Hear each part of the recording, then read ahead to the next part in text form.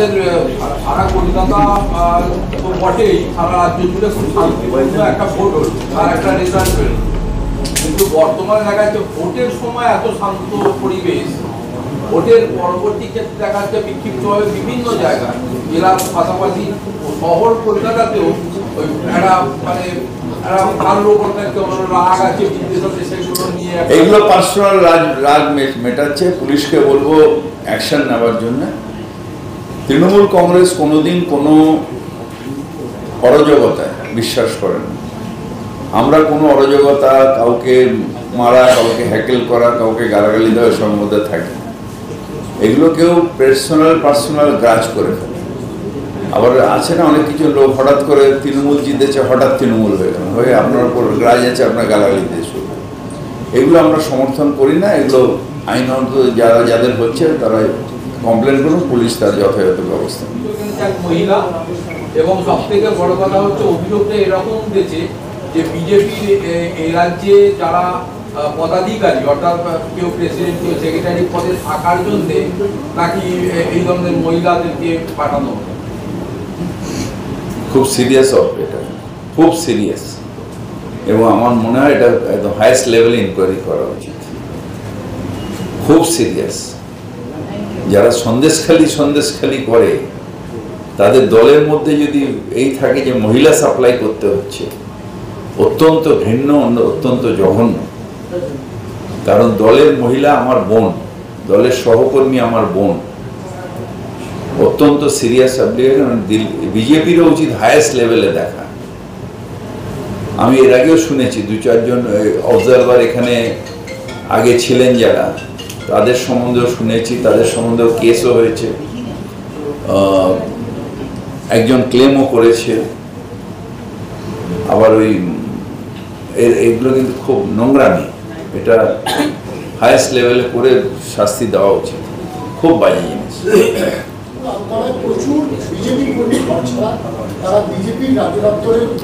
দেখুন, আমি যতটা দেখেছি, জানি, হয়তো ভুলও হতে পারে, এটা একটা ফোবিয়া। আমাকে মারবে এই ভেবে আমি পালিয়ে যাচ্ছি। হয়তো মারছে না, কিছু করছে না, কিন্তু পার্টিতে ইম্পর্টেন্সের জন্য অনেক সময় এসে আমাকে মারবে, আমার এলাকায় এখানে ইম্পর্টেন্স, প্লাস কিছুদিন পার্টির পয়সায় ভালোভাবে খাওয়া থাকা হবে। এটা ফোবিয়া। কোথাও এরকম হয়। একটা ছেলে 7,10,000 না 12,000 ভোটে জিতছে, সে কেন মারতে যাবে? তাদের খেয়ে দিয়ে কাজ নেই, মারবে? সে তো আরো বেশি এই 7 লাখটাকে 10 লাখ করার জন্য আরো ডেভেলপমেন্টের উপরে ফোকাস নেবে। কারণ না সিপিএম এর দম আছে, না বিজেপির দম আছে, না আইএসএফ এর দম আছে। সব তো ছোচামুখ ভূতা করে দিয়েছে অভিষেক। এদের কোনো দম নেই। যে লোকটা 7,000 ভোটে জিতছে, একে তাড়াবে, ওকে তাড়াবে কেন? 7 লাখ ভোটে, 7,10,000 না 12,000 ভোটে জিতে। তো এইগুলো বেকার নিজেদের ইম্পর্টেন্ট। ওখানে 7 লাখে হেরে গিয়ে তো বলতে হবে না যে আমি অকমন্য, আমি অথর্ব, আমার ওখানে কিছু নেই, পাশের বাড়ির লোকটাও আমাকে পাত্তা দেয় না, তাই এখানে ইম্পর্টেন্সই পাওয়ার জন্য এখানে যাচ্ছে। যাদের আবার নেতাদেরও কিছু নেই, তারা আবার ওখানে দেখাচ্ছে দিল্লিতে, দেখো এইসব ঘর ছাড়া। আরে ঘর ছাড়া কি? পাশের বাড়ির ভোট পাস না তুই, তো নিজের বাড়ির ভোট পাস না তুই, তুই ওখানে দলের নেতা, আবার এখানে তো কেউ পাত্তাই দেয় না। অমিত মালব্য একটা ভয়ঙ্কর অবস্থা। আপনি এতে মিস্ত্রি হিসেবে আমরা একটা বক্তব্য বলছি, এইটাকে আগাম পরিকল্পনা করা উচিত ছিল। নিশ্চিতভাবে উচিত ছিল। আমি তো নিজে, আমার বিকেলের ট্রেন আছে, শুনলাম দমদম থেকে ছাড়ে কলকাতা স্টেশন। এখন আমাকে তো কলকাতা স্টেশন অব্দি দৌড়ে যেতে হবে, আমার নিজের ট্রেন আছে বিকেলে।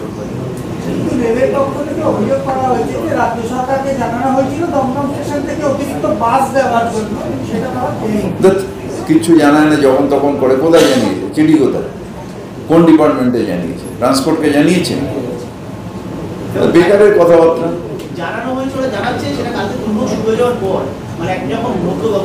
তখন জানালে আর কি করছে?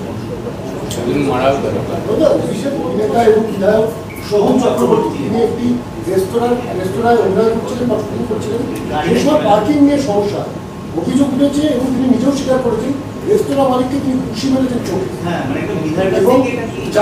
যে রেস্তোরাঁ মালিক সে নিজেও বলছে যে আমি নিজে তৃণমূল কর্মী, আমি একজন জনপ্রতিনিধির কাছ থেকে এই ধরনের ব্যাপার আমি আশা করি। এটা আমি ঠিক জানি না, যদি করে থাকে অন্যায় করেছে, নিশ্চিতভাবে অন্যায় করেছে। আর শোভন কিন্তু খুব ছেলে, মানে নিশ্চিতভাবে তাদের সাথে ব্যাপারটা মেটমাট হয়ে যাবে বা দুঃখ প্রকাশ করবে। কারণ শোভনকে আমি জানি খুব ছেলে, মানে কি বলে, ঠান্ডা মাথার ছেলে এবং খুব সাবমিসিভ ছেলে, ঔদ্ধত্য নেই। হয়তো কোনো হিট অফ দ্য মোমেন্টে হয়ে গেছে, আমি জানি না, ঘটনাটা আমি শুনিও নি, ফার্স্ট আপনাকে শুনছি, কিন্তু ও নিজেই, আমি বিশ্বাস করি যে মিটিয়ে নেবে। বলছেন আমি নিজে অবশ্যই চিন্তাম, কিন্তু মমতা বন্দ্যোপাধ্যায় যেভাবে মুর্শিদাবাদে এসে দাঙ্গার উন্নয়ন জুগিয়েছেন, মুখ্যমন্ত্রীকে দাঙ্গাকারী বলে অভিহিত করছে। নাচতে না জানলে উঠান বেকা। আমি অনেকগুলো টিভি চ্যানেলে বলেছি, আগের অধীর চৌধুরী এখন নেই। যেদিন থেকে সিপিএম এর হাত ধরেছেন সেদিন থেকে কংগ্রেস তার পাশে নেই, কংগ্রেস কর্মীরা তার পাশে নেই।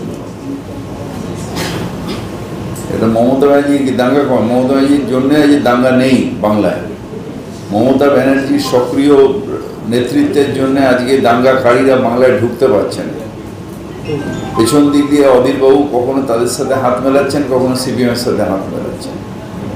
মমতা ব্যানার্জির বলিষ্ঠ পদক্ষেপের জন্য এই দাঙ্গাকারীরা মাথা তুলতে পারেনি বাংলায়।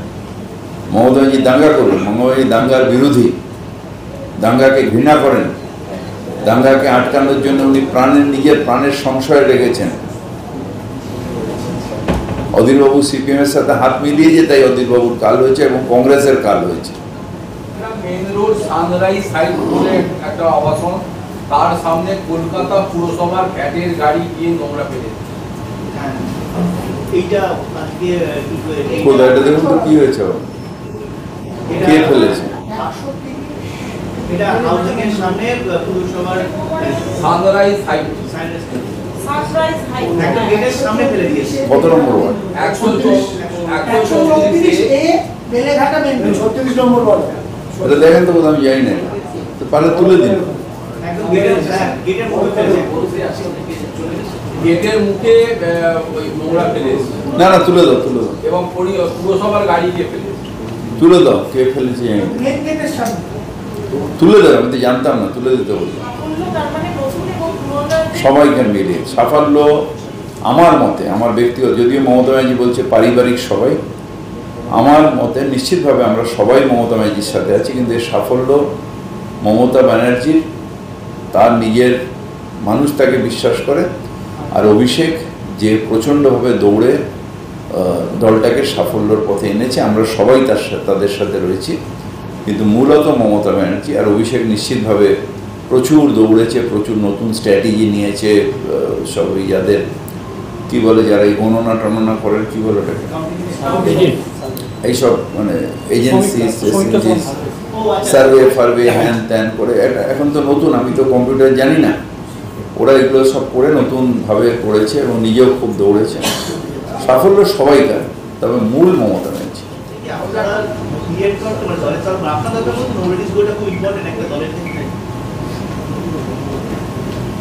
দুটো রকমের দল লাগে, একটা হচ্ছে নবীন প্রজন্মকে লাগে যারা উদ্যম নিয়ে এগিয়ে যায়, আরেকটা লাগে হচ্ছে পেছনে এক্সপিরিয়েন্স, যারা এক্সপিরিয়েন্স করে তারা ঠিক মতন দলটা চালনা করার জন্য তাদের মতামত দেয়, তাদের যে এটা করে, তার কারণ আন্দোলন করে উঠে আসলে তবেই তার অভিজ্ঞতা হয়।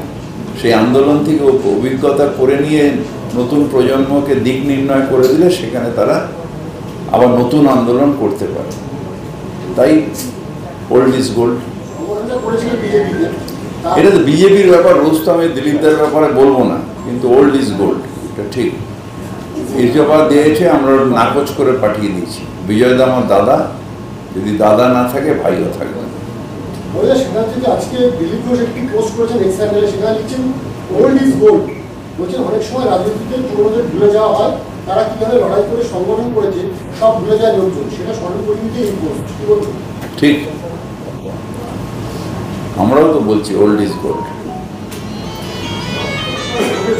যে আবাসনের মধ্যে অটো নিয়ে বাইক নিয়ে ঢুকে যাওয়া, গান বাজানো, খেলা হবে গান বাজানো, সেখানে উপস্থিত ছিলেন শান্তিরঞ্জন কুণ্ডু এবং তার পাশাপাশি শ্রেয়া পান্ডে। দলের তরফে দলের ভাবমূর্তি নষ্ট হচ্ছে, আপনারা কোনো ব্যবস্থা নেবেন? এটা নিশ্চিতভাবে দলে যারা নর্থ ক্যালকাটা দেখছেন তারা দেখবেন, কথা বলবেন। এটাতে আমিও ব্যক্তিগতভাবে সমর্থন করি না, দলও সমর্থন করে না। যারা দলের নাম করে স্পেসিফিক্যালি দলের নাম করে এই গন্ডগোলগুলো করছে, তাহলে দলেরও তো কিছু রেসপন্সিবিলিটি থাকবে বিষয়টা ভাবমূর্তি বজায় রাখার জন্য। দলে নিশ্চিতভাবে কথা বলবো। আপনি ভোট নিয়ে ব্যস্ত ছিলেন, অফিসারদের নির্দেশ দিয়েছিলেন, তাদের এখনো 3 মাস হয়ে গেল, অফিস এখনো কিছু ওইটা কিছু হয়েছে, চার্জশিট জমা করলেন, ডিপি চালু হয়েছে।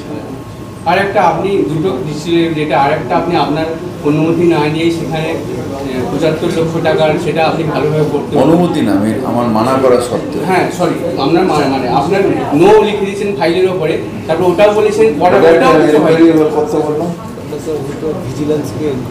ও ভিজিলেন্সে গেছে, ওটা ভিজিলেন্সে পাঠানো হয়েছে। এত সাহস আমি না লেখার পরে তারপরে আবার ওটা দিয়ে দেওয়া হলো, ভিজিলেন্সে গেছে। কালকেও যেটা হয়েছে 70 নম্বর ওয়ার্ডে, সেটাও পার্সোনাল গ্রাস থেকে হয়েছে, তার সাথে তৃণমূল কংগ্রেসের কোনো যোগাযোগ নেই।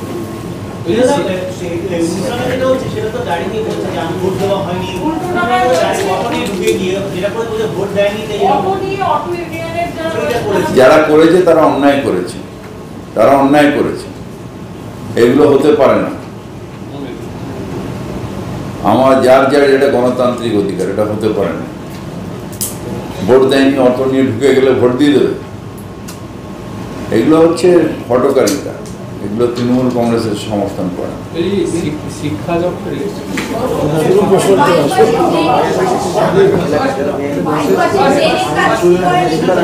বাইপাসে আমাদের একটা স্কিম আছে, যেটার মধ্যে দিয়ে আমরা বাইপাসের ধারে ওই অঞ্চলগুলো জল জমে যায়, আমরা বাইপাসের উপরে ড্রেনেজ সিস্টেম করার কথা আছে। আপনারা জানেন বাইপাস কেএমডি এর থেকে কেএমসির কাছে এসেছে, সেটা আমাদের পুলিশ তখন পারমিশন দেয়নি। তার কারণ সব ভিআইপি মুভমেন্ট হচ্ছিল বাইপাস দিয়ে, বলছিল দিল্লির থেকে সব বড় বড় ভিআইপিরা আসছেন, বাইপাস দিয়ে যাওয়া আসা করছেন, সেই জন্য তখন পুলিশ পারমিশন দেয়নি। আবার আমরা এখন অ্যাপ্লাই করছি, পুলিশ পারমিশন দিচ্ছি।